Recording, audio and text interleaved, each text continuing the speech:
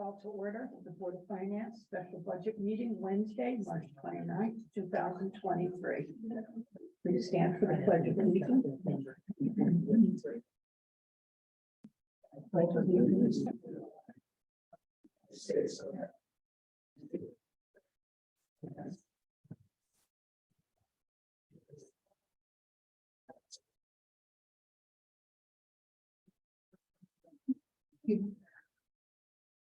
Okay, I'd like to open this up for public remarks. Please come up to the podium and try and keep your comments to 3 minutes or less. Good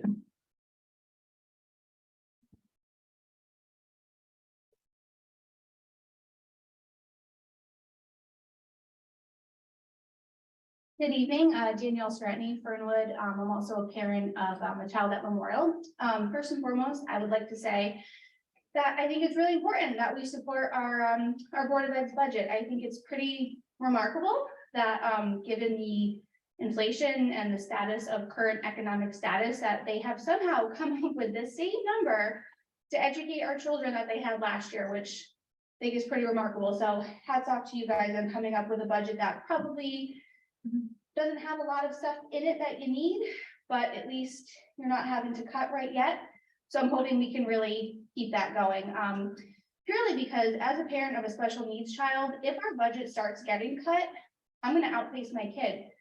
And I don't know if you know what the cost of outplacement is, but it's about 75 to 90 grand. So if, you know, we're thinking about budgets, that's a big old number to consider, especially if you consider the amount of children in our town that really benefit from the services that we're able to provide in-house at this very discounted rate. When you consider our cost versus the cost of a school that's specifically for special education children. So let's support our budget, and secondly, support our chief. Our chief shouldn't need to beg, borrow, and steal for positions he needs to keep our town safe. So I'm really hoping that we can all come to an agreement that we want to support our educators, want to support our kids, and we want to support our safety overall. So thank you, respectfully. Have a great night. Thank you. Thank you.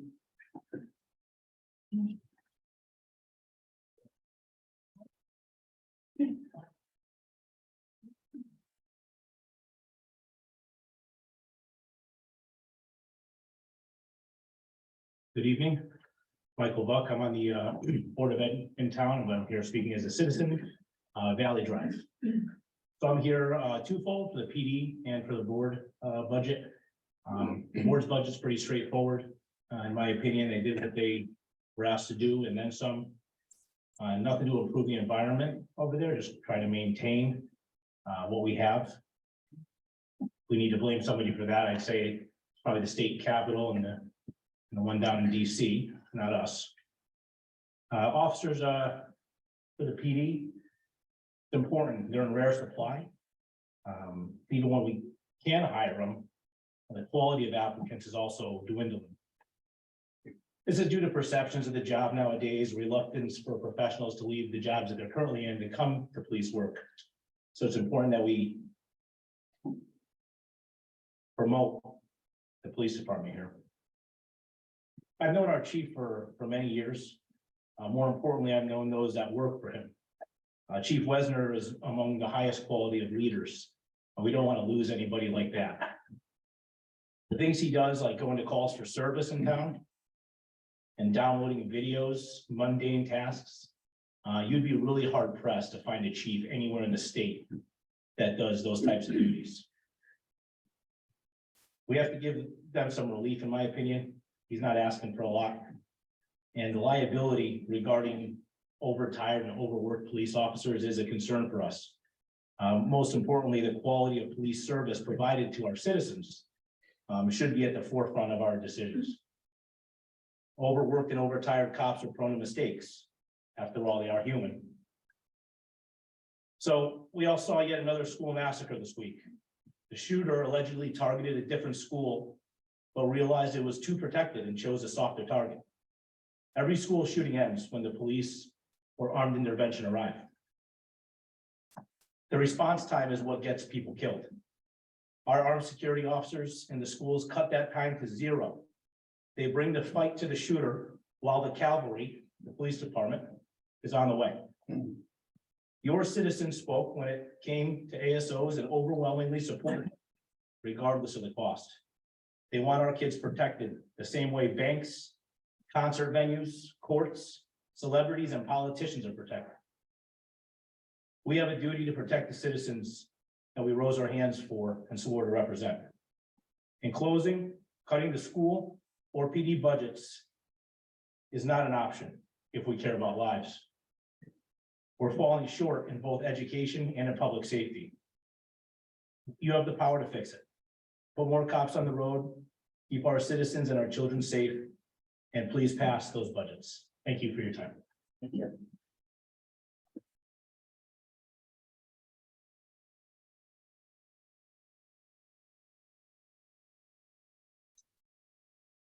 Good evening, everyone. My name is Kim Crabb, and I am on the board of Parks and Rec. And I'm also a resident, obviously, of East Hampton, and I've just passed my 12-month mark here. My husband and I moved here from Saratoga Springs, New York, to Connecticut to be closer to family.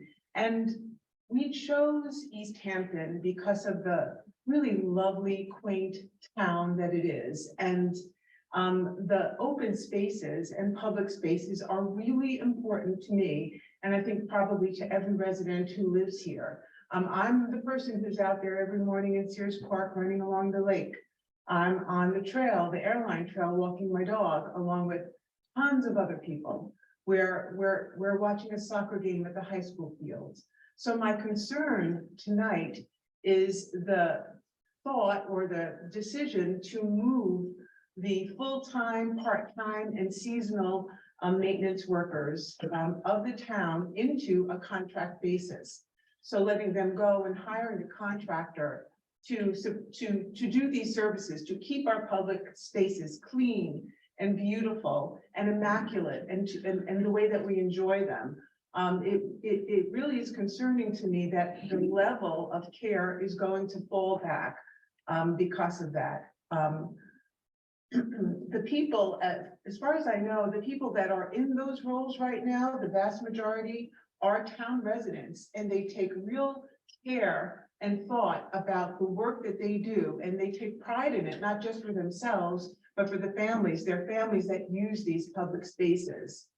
I've seen this at work at other places where in cost-saving measures, an organization, the university that I work for, contracted out lots of services, one of which was maintenance and groundskeeping. And what was once really a magnificent, immaculate campus was not like that 6 months later. And it really showed in the admission events that we had, where were all the beautiful flowers and all the beautiful greenery. It just wasn't the same anymore. You just don't take that kind of care. So while it may not be quite as important as education and our safety, it's still very important. And I would love to see that we continue to support our maintenance staff within the Parks and Rec department.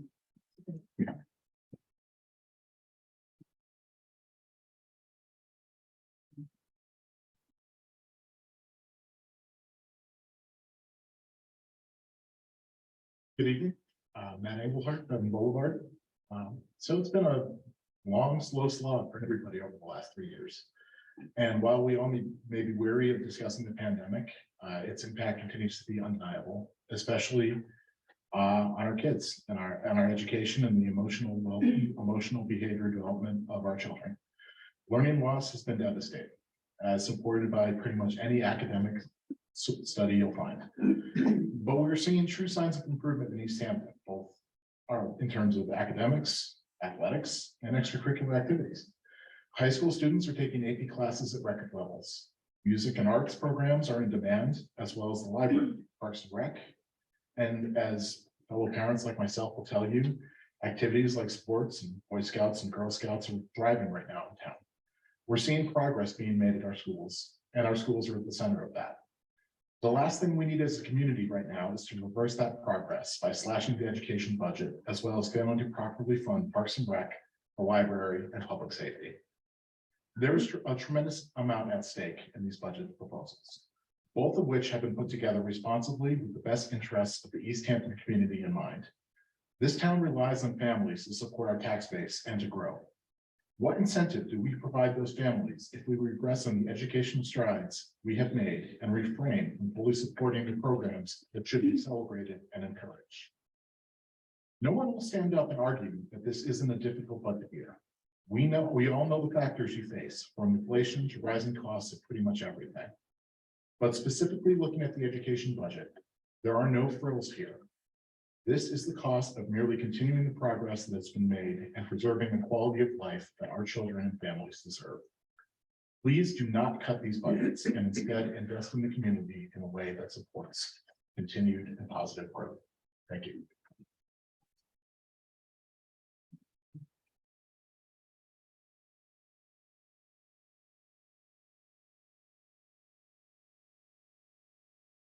Sure. Good evening. My name is Christina Tamaro Zagan, South Main Street.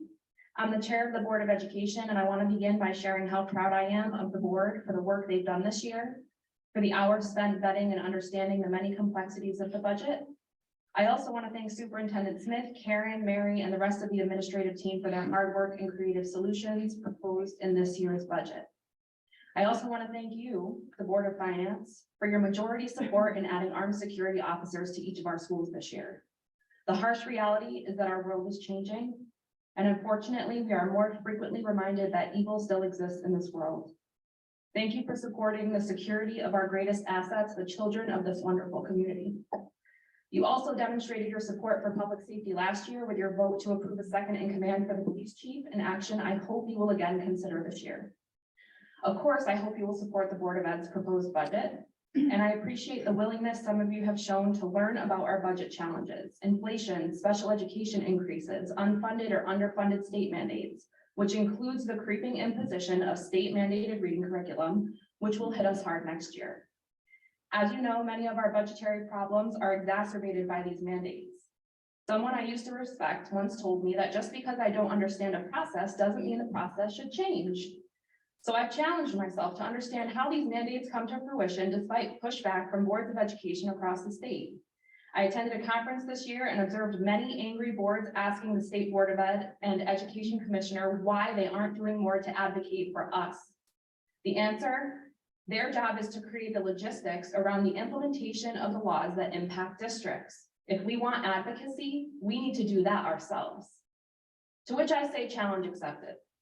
I call a certain someone's office a few times a week to advocate for change. I won't tell you which office, but it sounds like Schlamont. They won't even answer when they see my number anymore. I extend the invitation to you all to join me. There is strength in numbers. You have my word that I will continue to advocate where it matters most for the learners in our district. And my ask is that in the meantime, please don't make our learners suffer at the hands of misguided state leaders. Thank you so much for being community volunteers.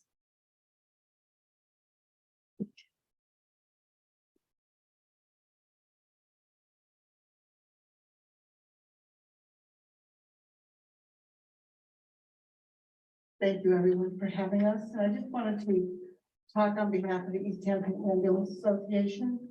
And it was recently completed a study of the service in town. The conclusion reached was that the current economic climate, increasing call volumes, diminishing ranks of volunteers, and an overall shortage of EMTs, that in order to properly provide high quality service to the town, the addition of paid personnel is essential. We've been here 70 years and we've never ever asked for help, but now we need the help to continue. This is an issue that is impacting EMS organizations all across the country. But we feel that keeping our residents safe is of critical importance. Implementing this plan obviously increases operating costs, and billing revenue alone will not support the required levels of EMS response. Our board of directors has formulated a plan which uses our existing funds in partnership with taxpayer support to stabilize and significantly improve EMS service for approximately 6 years. Based on this plan, which has been shared with the East Hampton Town Council and Town Manager, we are respectfully asking for a budget appropriation for the upcoming fiscal year. And we look forward to answering any questions that you may have with help you. Thank you.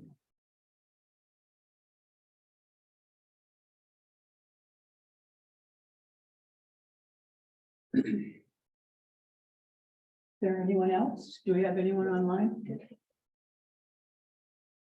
Oh.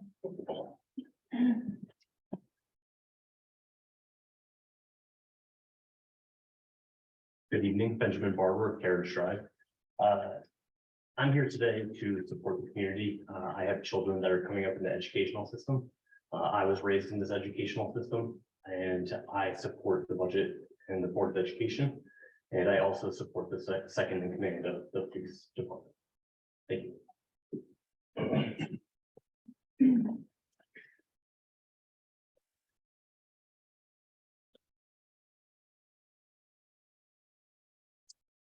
Good evening. My name is Dennis Wester, and the Chief of Police for the town of East Hampton. I want to thank you for just allowing me to briefly discuss my proposed budget for the police department. As you may recall, in my presentation on March 21st to the Board of Finance, I was requesting one additional police officer in the conversion of an existing sergeant's position to a lieutenant's position at a cost of $163,810. I outlined my reasoning for the request. One of the reasons was to increase staffing and to ultimately lower the number of times there are only 2 officers working. 51% of the time in 2022, there were only 2 officers working on a particular shift. If 2 officers are tied up on a serious call, like a CPR call in progress or other serious incident, which normally requires 2 officers, like a domestic violence arrest, who responds to the other serious call if one comes in? No one, because there's only 2 officers working 51% of the time. Unfortunately, as Mr. Mike Buck had brought up, another school shooting occurred on Monday in Nashville, Tennessee. 3 9-year-old children and 3 adults were murdered by a lone gunman who shot their way into the school. Fortunately, 2 police officers entered the school and stopped the threat, undoubtedly saving lives with their quick actions. Give me the chance to have additional staffing on duty more than 2 officers 51% of the time to protect 1,800 students in the school system and approximately 13,000 residents on a daily basis by granting me the $163,810. Thank you very much.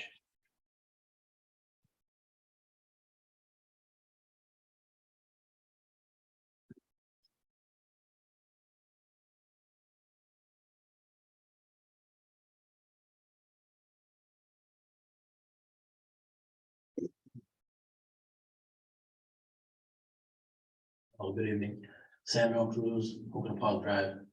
So I'll keep it short and sweet. I'm here in support of the Board of Education budget. I think the job they did was amazing with that budget. And, we're here now because, elections have consequences and now we're suffering from the higher rates for everything. I also want to say that I support the Chief of Police. I retired from Hartford. I'm now as a police officer, working as a police officer in a small town. And our minimum staff is 4 officers. I don't even know how you can even function with 2 officers. Mental health is through the roof right now. We have so many mental health calls. That's 2 officers at least for that. Medical calls, domestics, everything is right now is through the roof. I know a lot of, you could talk to some people and say, well, we'll activate the blue plan. Well, the blue plan is when there's an emergency and we don't have no officers to respond, they call the surrounding towns. And let me tell you that the surrounding towns are low staff now too. So who's gonna come? You're gonna send somebody from Hartford, Manchester. How long is it gonna take for them to get here? I think we should all support the police budget and Board of Education budget and stick together. Thank you.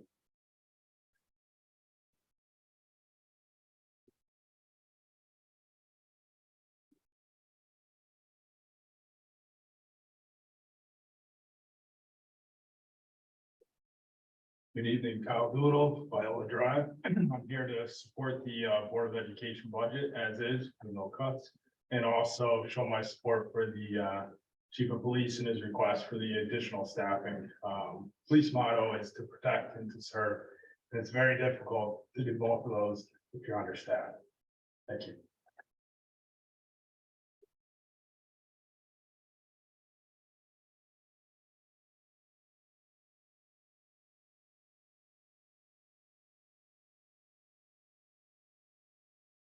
Anyone else? If there's anyone online that would like to speak, please use the raise your hand function.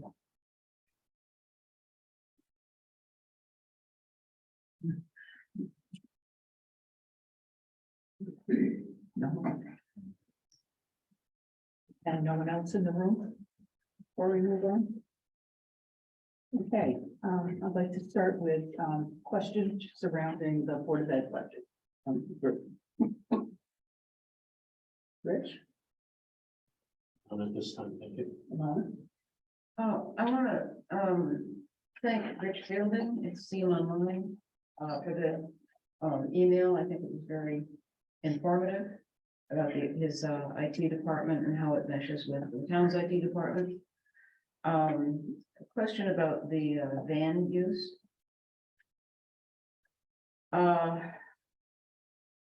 So we were told at the last, workshop that, the van would pay for itself in 1 year. But what amount of the special education transportation would it alleviate? That line is 588,000.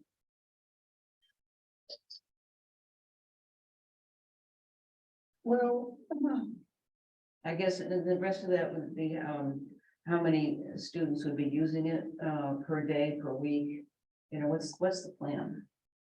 So I think it has multiple purposes. Obviously, if there's a long, I mean, we're gonna determine the best use of the van. If, you know, some of the students we transport are 45 minutes to an hour away. So obviously, if we decide to use the van for that, it'd be to cut down on a more costly run. And it perhaps could do an early morning run and a later morning run, and then an early afternoon, a later afternoon run. Ideally, we would get a couple runs out of it. And then use it midday for schools. We have students at the Learning Center that will take a class at the high school midday. So I think we could determine multiple purposes for it. But I think we're gonna look at the most expensive runs and see where it best fits in. How are the children in town transported now from the Learning Center to the high school? Or We will have a bus go and get them, or a van. that you hire out? It depends. It's kind of a midday run of the JATCO buses. Oh, okay. So, and you don't have drivers for these vans yet? Well, it's just one van. Yeah. And we would have to hire a driver, yes. Okay, and would that driver have to have a monitor with him, the bus?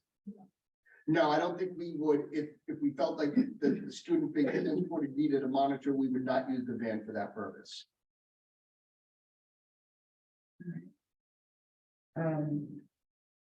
Now, I think I saw Mary Clark here. At the end of the last meeting, we talked about AP classes. Yeah. And you said there were no AP classes with less than 20 students? No, we talked about the fact that we aim to have over 10 was actually what we Over discussed, and 10. we gave some examples of Mhm. classes with 20 plus. Because I see that on the list we received, there are some like physics, AP Physics 8, AP Calculus 9. And I see there's a couple other like AP Lit that seem to be, they could be combined. Is there a more efficient use of our AP teachers? We talked about the fact that some are offered every other year to reduce that AP Physics was the exception. I think we talked for a few minutes about that. And we discussed that some are scheduled concurrently.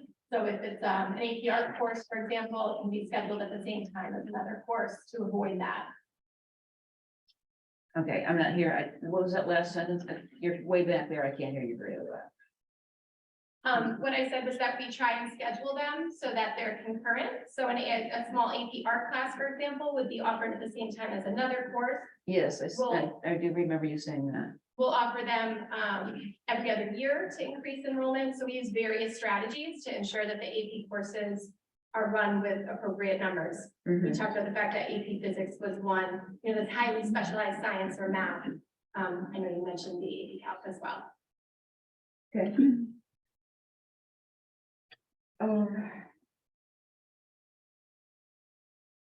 So in capital, this is probably for Karen.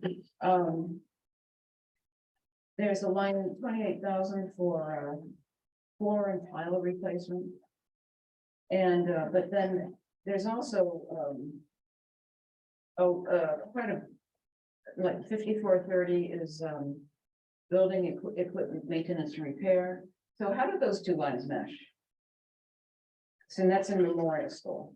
Yeah, the specific 28,000 is to replace the carpeting that goes from the entrance all the way to the left to the beginning of the primary wing, the preschool wing, and then all the way to the right where the kindergarten begins and the cafeteria. We're going to rip up that carpeting and put tile down.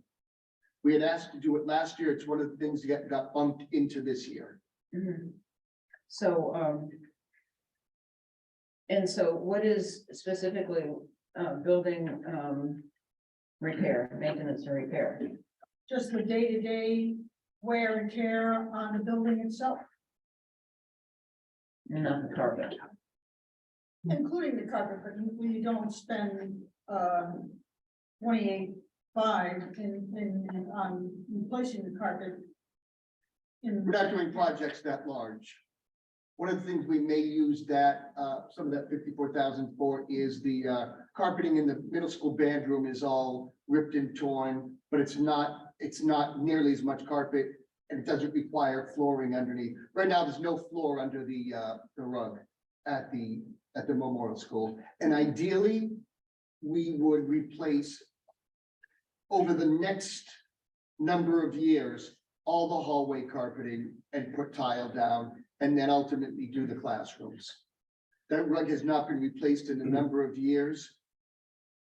It really needs to go. Yeah, it's a project that we've been talking about for a number of years, Yeah. and just doing the main entrance will be a huge step forward.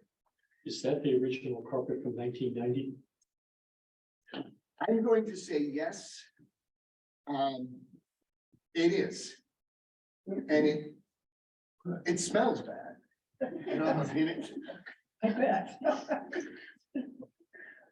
And, kids have accidents on the way, they sometimes don't make it quite to the nurse's office, and then there's, we're cleaning up vomit on that rug. I mean, it's going to be a very wise use of dollars in that building, just that main hallway. Thank you. What type of subfloor is underneath it? I don't know exactly. Steve Fontanella could give us that answer. I can call him if you want to know, or I can get that to you. We can talk later. Yeah. I think it's just a cement-based floor. I don't think there's any old floor there.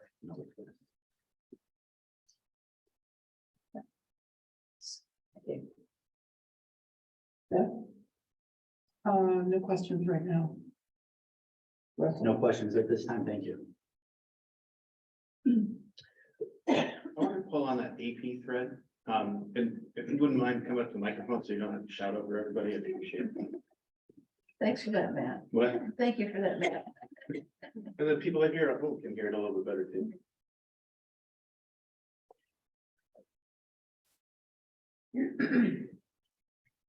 So here's where I'm coming from with the questions on this. Roughly 20 years ago, I was in AP courses in public school in New York State. Could you just remind me, are they kind of the same as they used to be? What is the structure of an AP course? The advanced placement courses are a nationally designed curriculum, so they're a guaranteed experience regardless of the state or, district in which they're applied. That curriculum is then approved by the College Board, so that a student could gain credit, should a receiving institution approve that for, their college experience. And how often do we see students taking advantage of the AP courses? And then do we have any numbers in terms of how many apply it to their future undergraduate or something like that? Not offhand, I could work with our guidance office to see if we could get that information for you. Yeah. It is dependent on the receiving institution and a student's score on their AP exam. How have the scores been looking over the past few years as far as AP? As we continue to see a lot of our students scoring at that, 4 or 5 level, 3, 4 or 5 level, depending on the course, it varies. COVID created some interruptions for AP exams, so In 2020, the exam was modified. So in our typical growth measures, there's some interruptions to the data because they didn't give the assessment in the same manner that they normally would. They had to take it, online remotely. It was shortened dramatically. But we have high percentages of our students still scoring at the 3, 4, and 5 level where they can gain that college credit. I would say as we have more students taking AP courses, which is something that we've really openly promoted, that we want all students to have that opportunity. The scores predictably have had greater variability. So when you have a larger range of students taking advantage of AP courses, it's a trend across districts that the scores will have more variability. But there's also a tremendous amount of data that a student having access to an AP course before college is a strong predictor of their success in college. So even if they don't score at that higher level, just experiencing that guaranteed and rigorous coursework will help them to be more successful should they pursue college as their next step.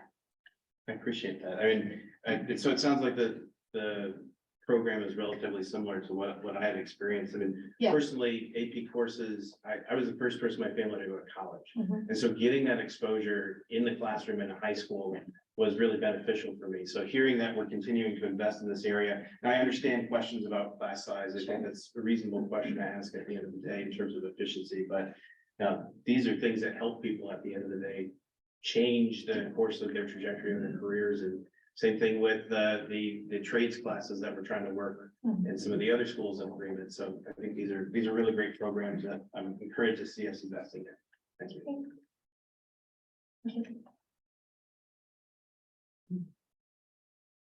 Then I have just a quick follow-up for Mr. Smith. So we had an opportunity to talk in depth about the budget. I think there may be some areas where, maybe there's some opportunities in the budget. I think we've seen some realized risks this year when it comes to things like outplacements, and we heard a little bit about that earlier. This does not appear to be a very frivolous budget. I don't think we've seen many of that from you or the Board of Ed over the past few years. How would you characterize this budget that has been presented to the Board of Finance? I think we did our absolute best. And, when I designed the budget, my goal was to say, let's not add anything new. It's not the right year to add things new. Except for the only real expenses new are that $20,000 to pilot a number of reading programs, because we will be required by the state to shift. And then the $15,000 for the new math program for grades 6 and 7 as the current program, like last year's program, went underway. So there's about $35,000. Other than that, if everybody is happy with what we have now, the cost to do the exact same thing is indicated in the budget. So, we just moved things over, and, the reality is what cost us 3.6 last year now costs us 5.9 this year. I appreciate that. And there are some investments that we're making from a capital perspective in order to. Absolutely, and you're right, and I don't include the capital in our 5.9 because that's not where it's cited. So I don't want to make it sound like, we're not thrilled for the opportunities to advance with, the additional laptops and projectors that we started last year, and the memorial entrance and things like that. I agree with you. There are things in the budget, but for the operational education budget, basically what you see is last year's budget or our current year's budget at next year's prices. Well, I appreciate that characterization. With, a child in the school system I really want to applaud the work that you and your staff do and the professionalism that you exhibit every day. And, in all kinds of difficult situations that we've had to encounter over the past 3 years. So thank you for your insight in the budget, and thank you for your time this evening. Thanks. That's all that I have.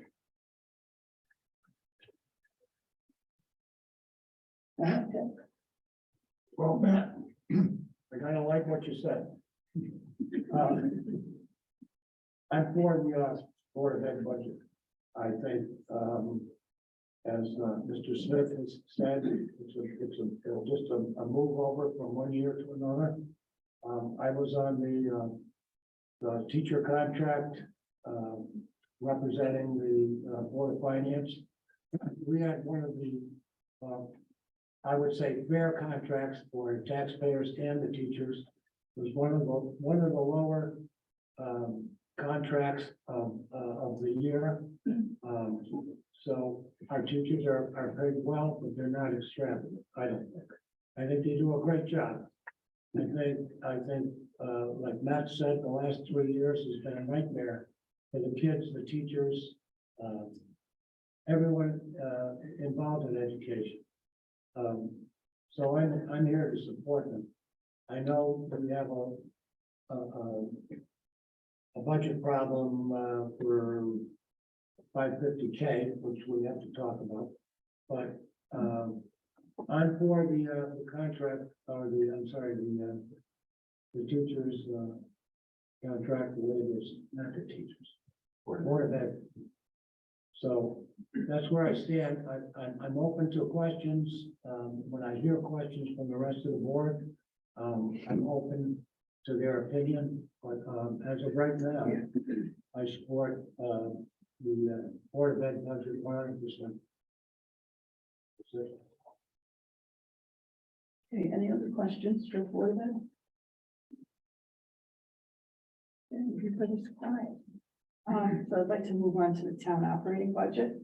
Very question. Good. No questions at this time.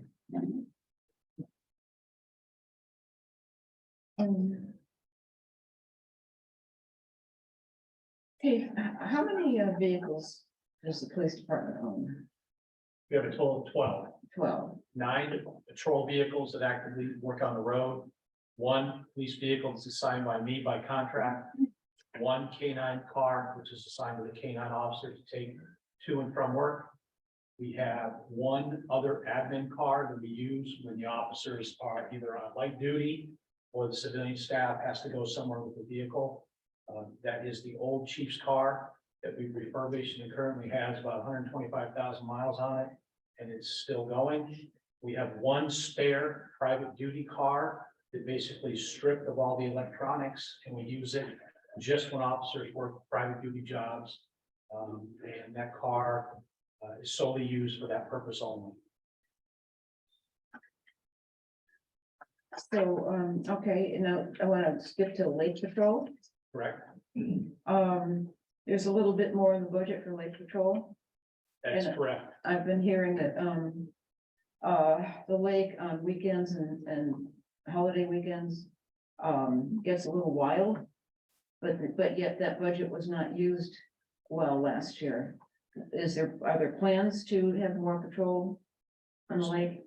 So yes, the answer to that question is that budget was used, plus additional funds in the overtime budget was used. We tried to get officers out there as many as we can on the weekends, usually between Memorial Day and Labor Day. But we had some issues with staffing this year. We had officers out, injured. So it was difficult to put officers out on the lake. We've met with people, myself, the town manager, and 1 town council member met with 1 person on the lake who wanted us out there more.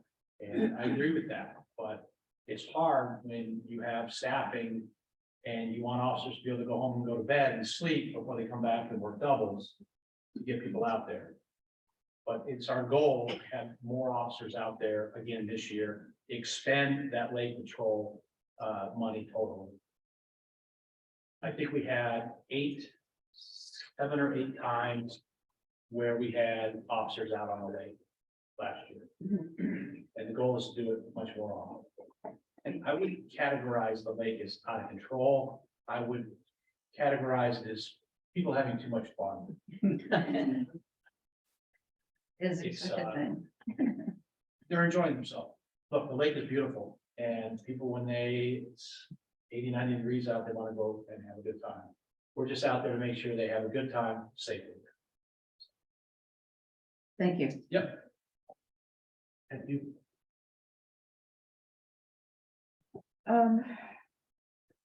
Looking at the ambulance budget, I see other purchase services.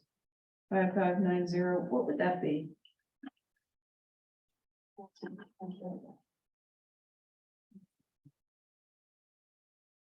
Page 66.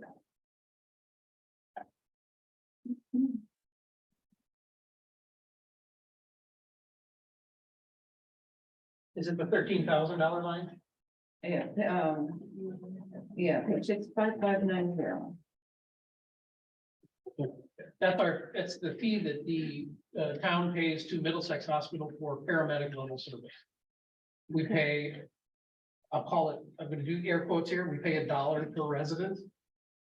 It ends up being, we end up paying $13,000. Okay, all right, good, thank you.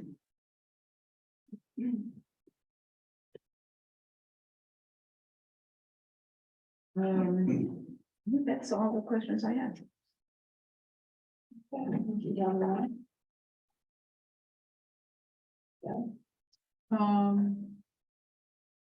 No, I'm good.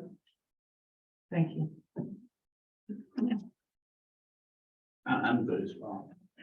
We're all good, I guess. Well, they're doing a good job of explaining their program, so. Just, questions to follow. Mr. Cox, Yes, sir. so last year during our budget deliberations, you got up and spoke in favor of the lieutenant's position and supporting our police department. Could you elaborate and remind us a little bit as to what your reasoning was last year? Well, I don't know if I'll say exactly what I said last year, but I'll tell you what I was thinking about this year. The chief and I have had a lot of conversations about how we address not only accreditation, but how we address management of the department, oversight of the department, and frankly, the future of the department. And so as we look at what are our options there, we can solve pieces of it by doing certain things. But I think we can solve a lot of it.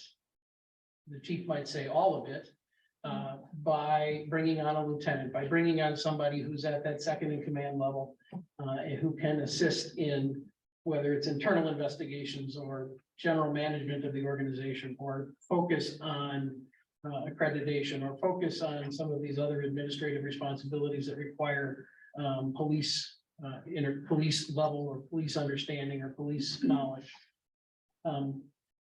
So those are the things we talked about. We've also implemented, as I'll refer to them as stopgap measures, some other things to try and move us along. We used an administrative sergeant for a while until we had a retirement that caused us to need to put that person back on the road.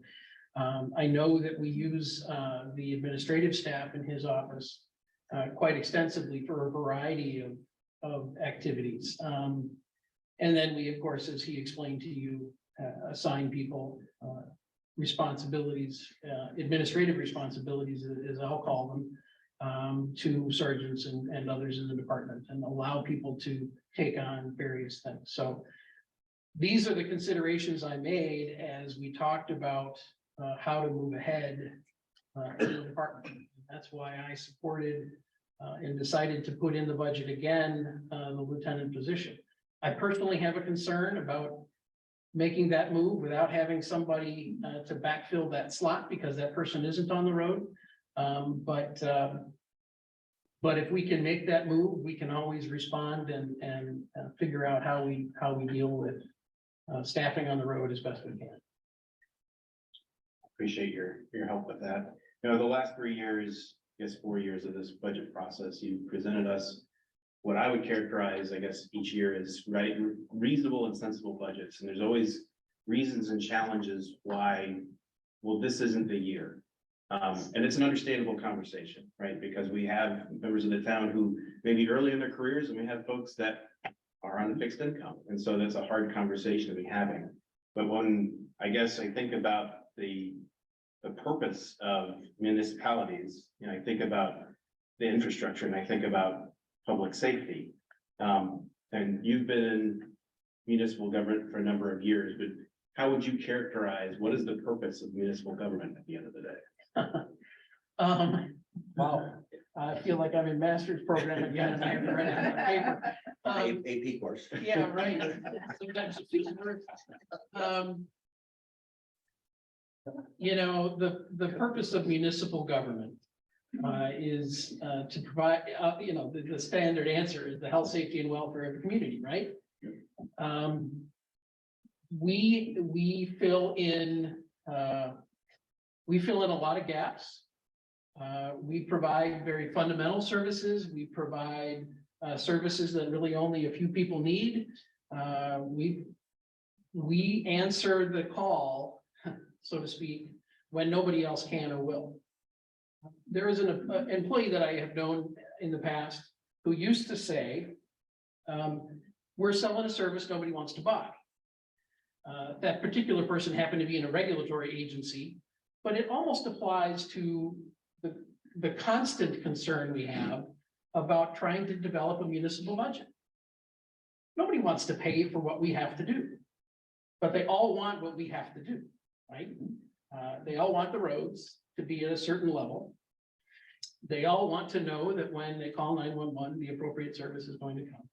They all want to know that when they go to a restaurant, although they may not think about this, that when they go to a restaurant, that the food is safe, the environment is safe. They all want to know that when they go to bed at night, the house that they live in was built and is safe because it was inspected while it was being constructed. All these things are services that the municipality provides. We use them every day, whether we realize it or not. We flush our toilets, we watch the stormwater go away.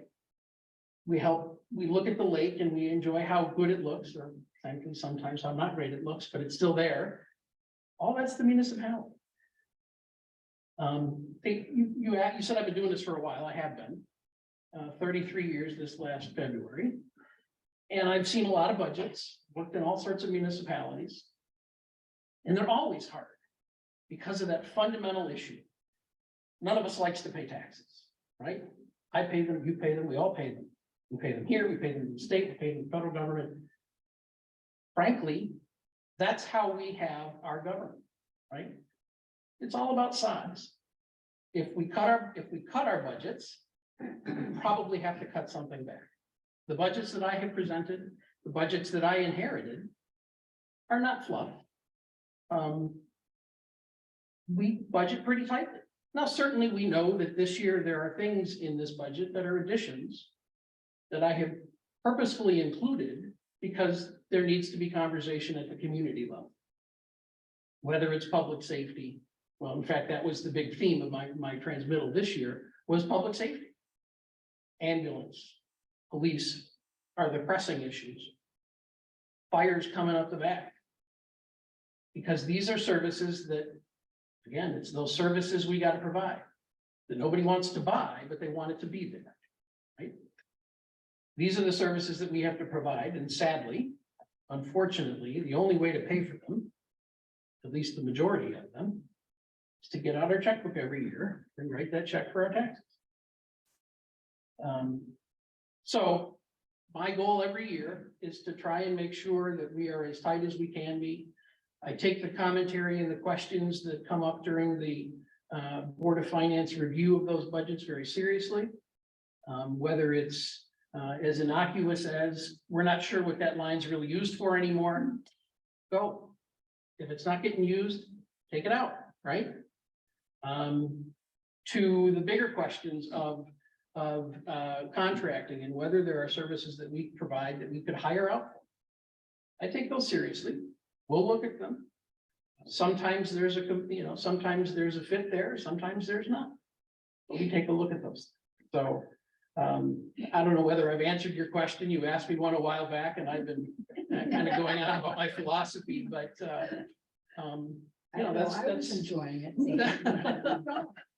So that's sort of how I structure them, how I look at them, and what I think you have in front of you. Again, notwithstanding those things that I try to call out in my transmittal memo that are specific things people should look at. I think you've got a pretty tight budget here. Well, I appreciate your answer. And I also appreciate your leadership over the past 4 years through some unique times and the work that the town departments have done for the past 4 years. So I want to thank you for that. And I want to state unequivocally, and I hope the board will continue to support, as it did last year, the lieutenant's position. I support the chief's full request for this year, as well as the ambulance. I think there are opportunities in the budget that we should explore. But those things, to me, public safety are important, and I appreciate you putting those in the budget to have the dialogue as a public finance. So thank you for the answer. That's it for me. I support the budget for the police department and the ambulance. That's it. Got no questions whatsoever for either one of them. Chairman, can I make a comment or so? Sure. Regarding Park and Rec with the outside maintenance. It is part of our job to evaluate whether contracting to an outside service would be beneficial, the pros and the cons. According to the numbers that we got back from Jeremy today, it doesn't look as though it has much in the way of pros. But again, this is part of the review that we should undertake every single year. So, again, this is our job, and don't jump to conclusions when we do our job and compare the numbers. And the second thing, Barbara, historically, the Ambulance Association, has the town ever paid for an ambulance in the way back days? I can't answer that, Dr. Brown, really, not in the recent years, no. Not in recent years, But I but don't know about, I don't know. I'm just wondering about the relationship between the town and the private ambulance association. Whether at one point it was based more like the fire department with more town oversight and funding or so, or whether it has always been separate issue. To my knowledge, Nate Grant, chief of the ambulance. The town has not paid for an ambulance, certainly. I only know as much history as I've been told. But I do know when I did find the original tax record books from our organization formed in 1953, that our first ambulance was purchased due to donations from our residents for town. Right. So, And you have an ambulance on order now, and it's normally about $800,000 for a unit. No, so previously ambulances, the ones that we bought, were in the range between 200 and 300,000. Oh, okay. New inflation costs, the current one we are purchasing comes out to about $310,000. Oh, good. I'm glad. But, I'm glad I was on the ballpark. diesel engines and, equipment's gone up, and I've been told that the most recent orders are up to 350, 370, so. And has that been paid for at this point from the accounts, or is that still? Paperwork was signed, we are leasing it, with payments of about 56,000 for over 7 years. Okay. Thank you. Should be arriving, mid-April. Thank you.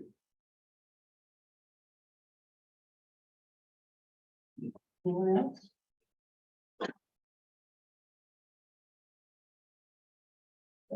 I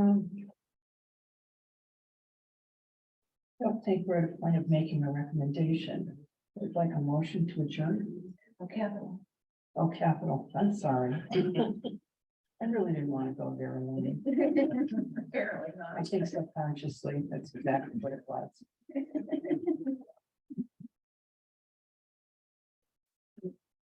Okay, who's up? Alana?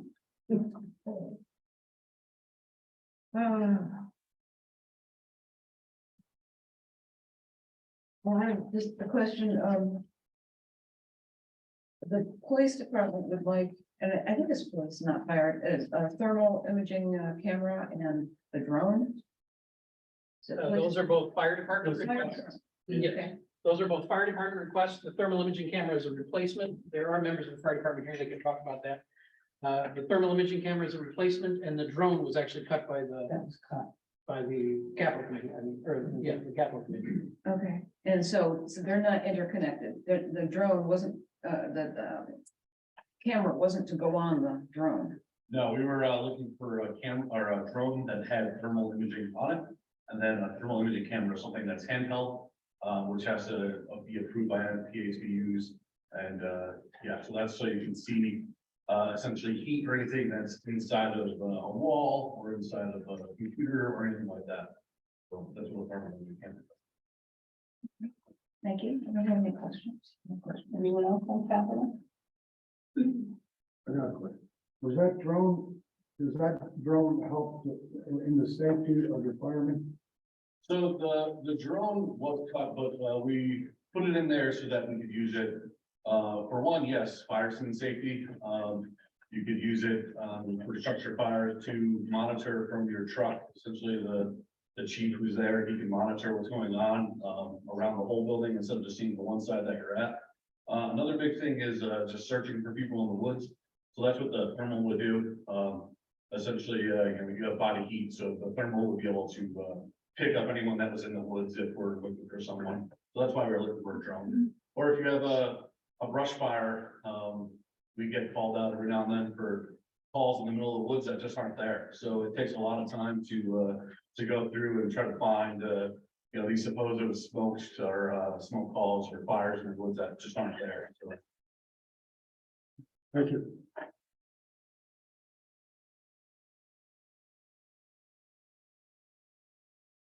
Anyone else? No? No? Okay, now I can get my more. Motion to adjourn. Second? All in favor? Aye. Okay, write that down, the entire board can bring to that.